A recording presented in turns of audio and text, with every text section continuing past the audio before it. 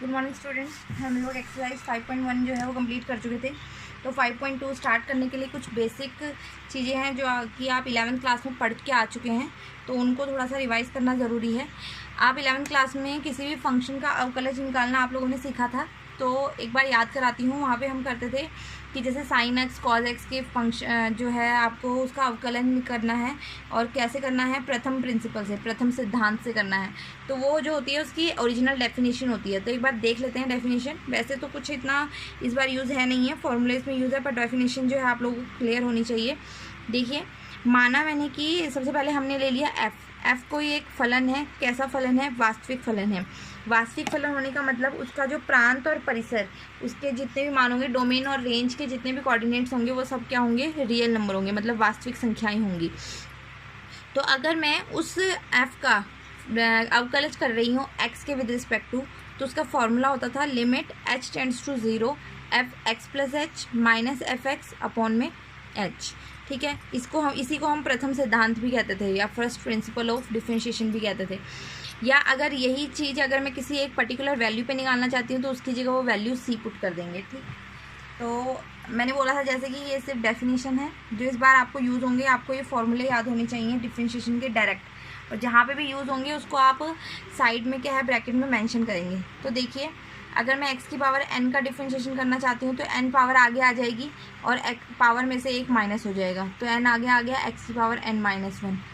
Sign x की differentiation क्या होती है? Cos x।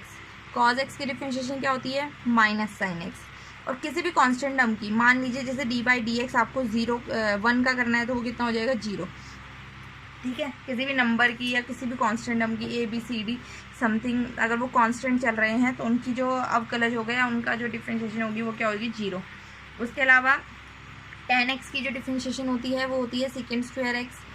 cot x की जो डिफरेंशिएशन होती है वो माइनस कोसिकेंड स्क्वायर एक्स होती है। ठीक है, सेकेंड x की जो डिफरेंशिएशन होती है वो होती है सेकेंड x tan x, और कोसिकेंड x की जो होती है वो होती है minus cosecant x cot x।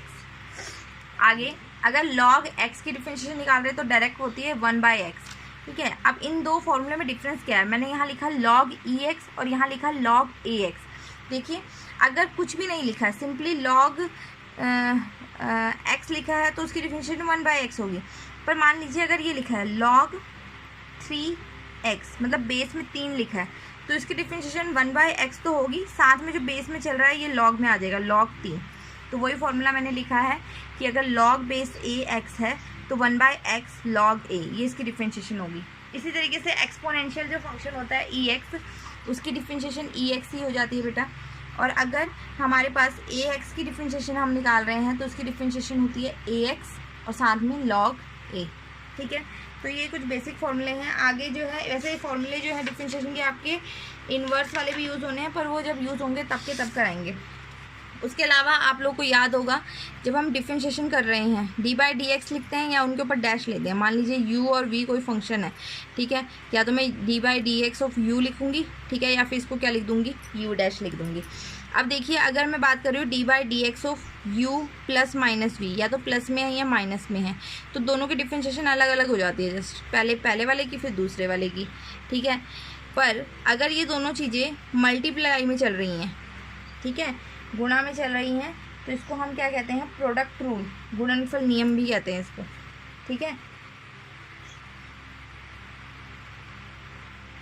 अभी गुणनफल नियम क्या कहता है? जैसे दो फंक्शन दे दिए, दोनों आपस में गुणा में चल रहे हैं, तो हम क्या करेंगे? पहले फंक्शन को एज इट इज़ रखेंगे, दूसरे की डिफरेंशिएशन करेंगे, प्लस का साइन, फिर दूसरे को एज इट इज़ रखेंगे और पहले की डिफरेंशिएशन करेंगे।